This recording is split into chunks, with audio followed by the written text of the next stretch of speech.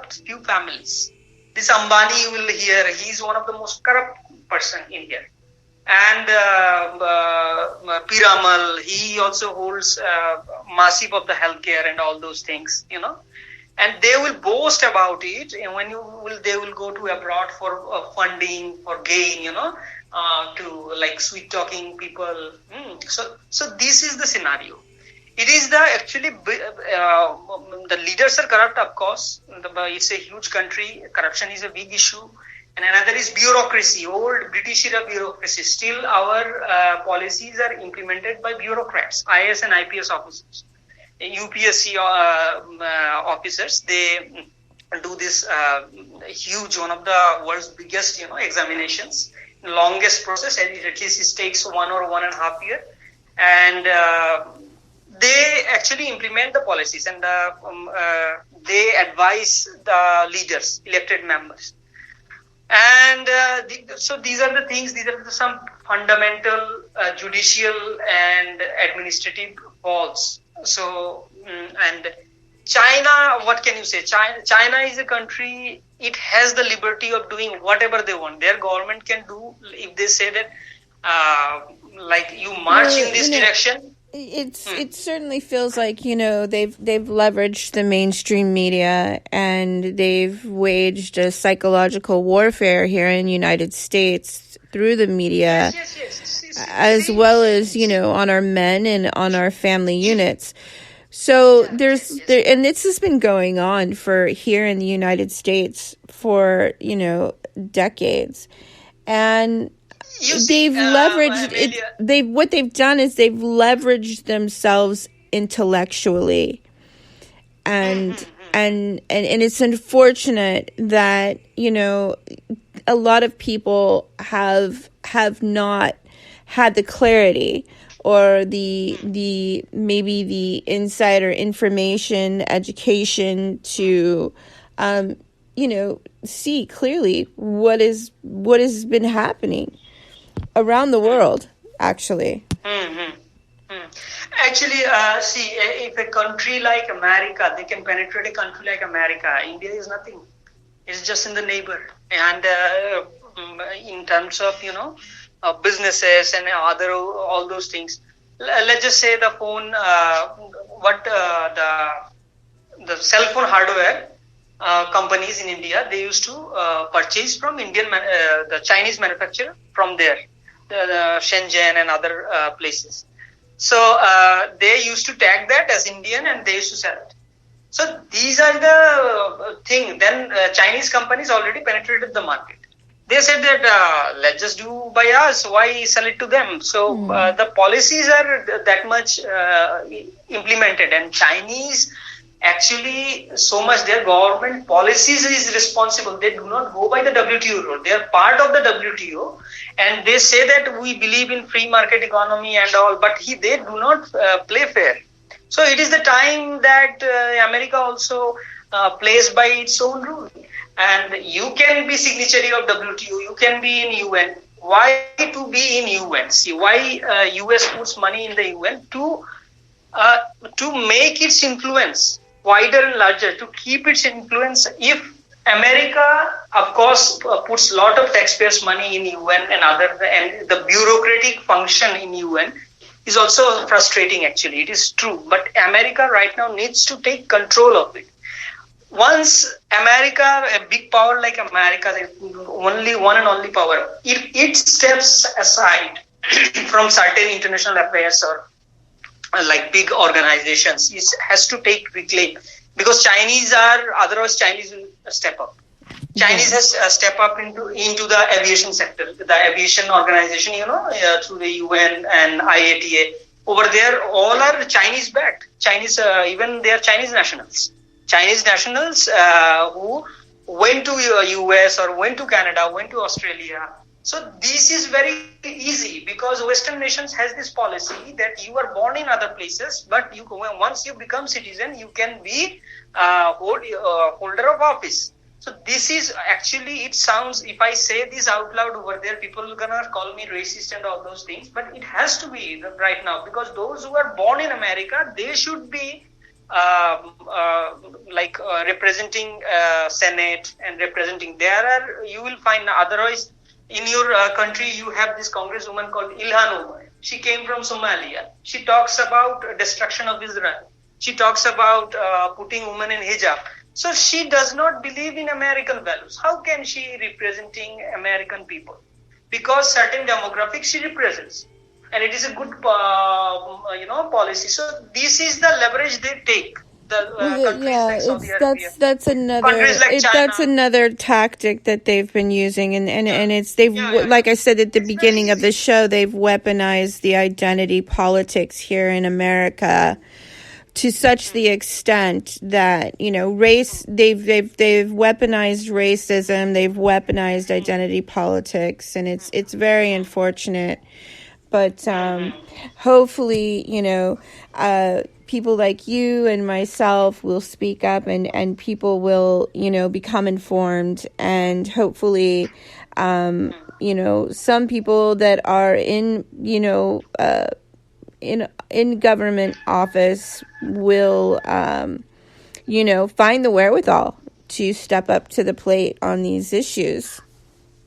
Yeah, see, the thing is why it is very important, Western nations, especially US and UK as well, they need to, you cannot say that out loud. A lot of leaders believe in that. See, Chinese, especially, which is not a democracy, which is a number one adversary of the USA, they are nationals. They can go over there in a student visa. They can study, and also sometimes it used to be funded by American universities as a grant and all total. So later they become citizen and they are becoming in a going into important positions, like be a scientist, working in American organizations, working as sometime getting elected as a senator. So they can seriously jeopardize your security and all those things. And you also have heard about the Chinese stealth fighter. They cannot make the stealth. The stealth is such a unique technology which is mastered by US, and they couldn't find it. That's why they hacked it through. So these are the intellectual property theft and the technology theft. It's all are there. And another thing we wanted to talk about is the origin of the virus. Right now, even those liberals, those leftists, those who used to tell that the virus was natural, it was animal driven. They are even telling, even the person like Anthony Fauci is telling that yes, there is a possibility that it is lab driven. Because it's, of course, they are saying the virus which little bit exists is in the Yunnan province. The Yunnan province is far away from Wuhan. How can it that bad come into there? The Wuhan, not one major common link is one institute of virology. And the North Carolina, some professor, he because of the gain of functioning, I think these are all just distractions. I think it's pretty obvious. It's unfortunate that we have to go through these processes, and it's such a long process. However, I do think the truth is coming out. Yeah, see, when Australia asked about a pre-independent, like a multi-country investigation, China threatened them that they are right now so arrogant that they are saying that Australia is like a chewing gum under Chinese boots. It tend to stick at that time when Maurice Johnson said about an independent, inquiry. So the thing is, what we need right now, that is like all the countries, it won't happen through WHO. Forget it, because WHO has in WHO, China has the grip. Already their candidate is in this Tedros. He is supported by Chinese. So independent, all the countries all together. Like America sends all its team, scientists and everything. American Senate sends its team from UK, Australia, from India or Japan, South Korea. All goes to China and thoroughly all the intelligence agencies and everything together, they launch an investigation. Then it might come up, but it is already too late because it is almost 1 year. And China already destroyed a lot of evidence, lot of things, and a lot of people are silent. And there are already one lady who, escaped from Hong Kong. And she is a renowned virologist in China. She is saying out loud that, yes, it is a bioweapon. Well, I'm so glad that you came on the show. You're extremely brave, and I appreciate your contributions to the social media news network. It is getting rather late here in the United States. Yeah, of course. I won't stretch the conversation anymore. Well, no, you're more than welcome to come back on the air with me anytime. Just let me know. Yes, of course. Yes, and take care. Be safe. Right now, summer infection is low, but they are saying that at the winter time again, maybe it won't be that much. But always stay safe. By the way, have you taken vaccine? I don't want to say. I don't want to say. Taking a vaccine is not a guarantee that you won't get COVID or any other infection. Yeah, that's the thing. It's not a guarantee. You can be re-exposed and reinfected, and it's not here in the United States. The CDC it's still very controversial and. In the testing phases. Especially those who have allergic reaction, those who have blood clotting and, the immune deficiency. Exactly. They should not taken a vaccine right now. So it's in the experimental phases still, and I happen to be. I have Hashimoto's, which is an autoimmune. So, You can take a lot of vitamin D's as well. Vitamin D, D3 is very good as a supplement, for any disease. And supplements along with your food you take a little bit at this time. And another thing is vaccine. It is originally by research proper time to make a vaccine is 10 to 15 years. It takes 10 to 15 years to take a proper vaccine. And it happened actually when malaria vaccine was approved by WHO. They tried it in the Philippines and a lot of kids died over there. All the kids. Then they rolled it back. So vaccine is also possesses its own threat, of course. And it takes 10 to 15 years. Right now they are making it 1 year. It is in the testing space. So it is pretty much very skeptical. Yes, of course. Yeah.